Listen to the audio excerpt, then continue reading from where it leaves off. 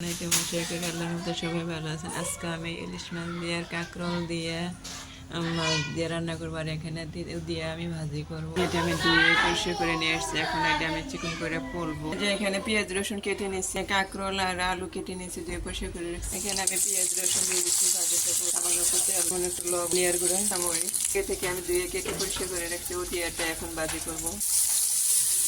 আমার ভাজিটা হয়ে গেছে, এখন আমি উঠাই দেবো। এখানে কিছুটা পেঁয়াজ দিয়ে দিচ্ছি আর মশলাটা দিয়ে দিলাম।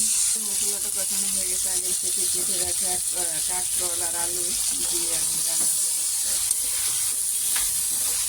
আমার তরকারিটা হয়ে গেছে, কিছুটা কাঁচামরিচ দিয়ে দিলাম আর মাছের মাথা দিয়ে রান্না দিয়ে আমি রান্না করলাম। আজকে কাঁকরোল ভাজি করলাম। আমার তরকারিটা হয়ে গেছে, রসুন করে দিলাম।